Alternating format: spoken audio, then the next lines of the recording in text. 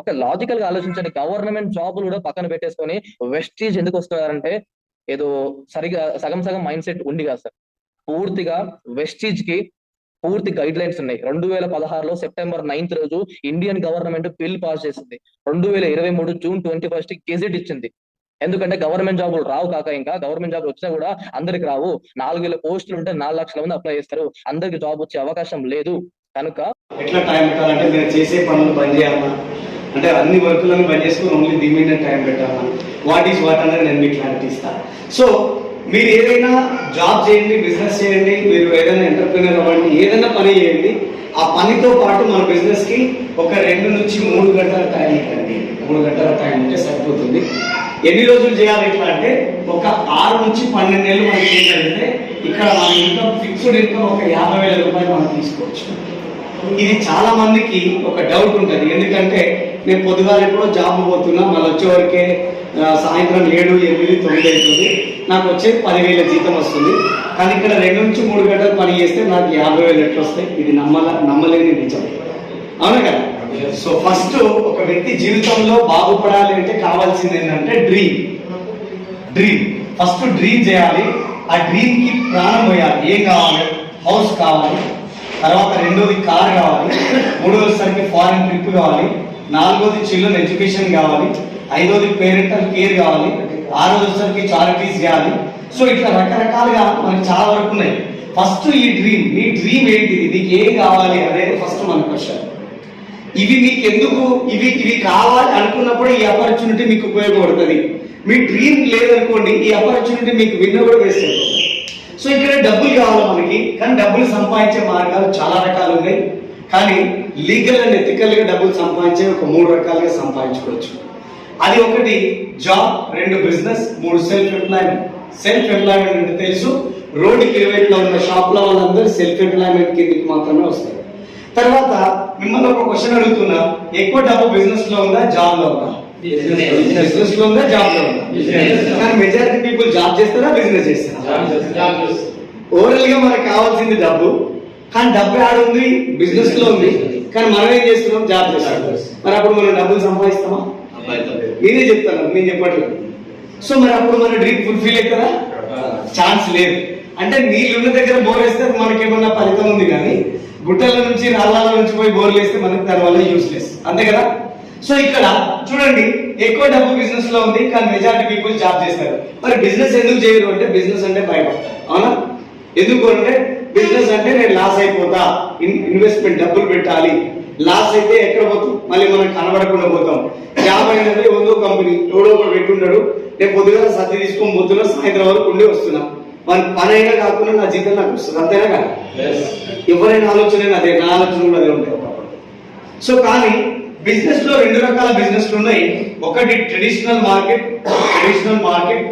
2వది non traditional market.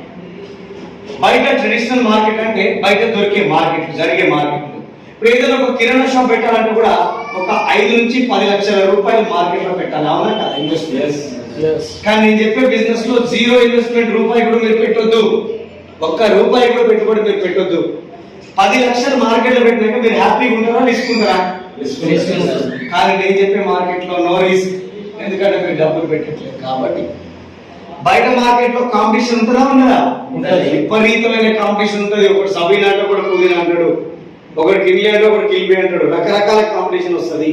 కానీ నేను చెప్పే మార్కెట్ లో నో కాంపిటీటర్ రాదు. బయట బిజినెస్ చేయాలంటే ఎక్స్పీరియన్స్ కావాలా వద్దా?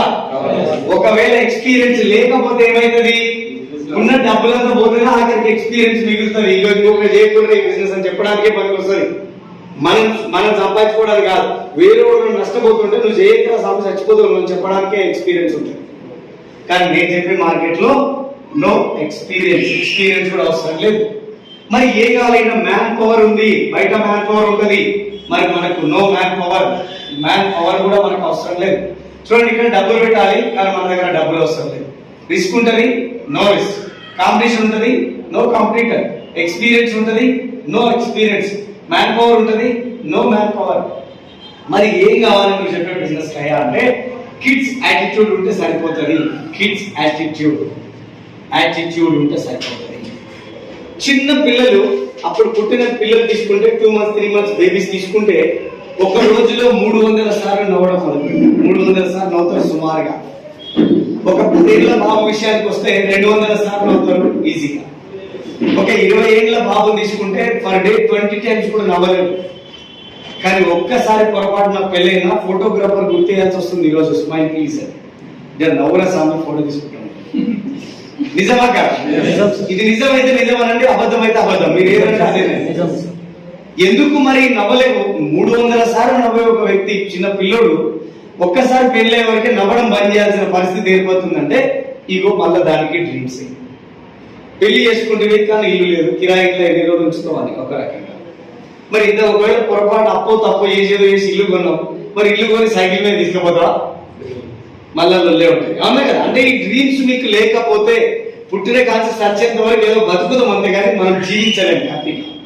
సో కానీ ఇక్కడ చూడండి, ఇక్కడ మనకు అర్థమైంది అంటే నాన్ ట్రెడిషనల్ మార్కెట్ లో డబ్బులు పెట్టకుండా డబ్బులు సంపాదించుకోవచ్చు అని. అవునా?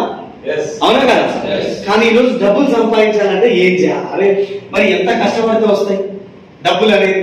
ఎందుకంటే మనం బతికే విధానం ఎట్లుందంటే time into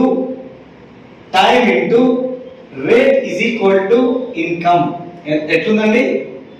time into rate is equal to income. ఈ పద్ధతిలో మనం బతికేస్తున్నాం. అంటే మనకున్న కొద్ది టయానికి ఒక రేట్ కడుతున్నాం, నెలవారీగా వాళ్ళకి అమ్మేస్తున్నాం, మనం ఇన్కమ్ తెచ్చుకుంటున్నాం. అంతేనా కదా? జాబ్ కదా అనేది. జాబ్ ఫుల్ ఫామ్ ఏంటంటే జాయినింగ్ అదర్ బిజినెస్. వేరే వాళ్ళ పని చేయడమే జాబ్ అంటుందని.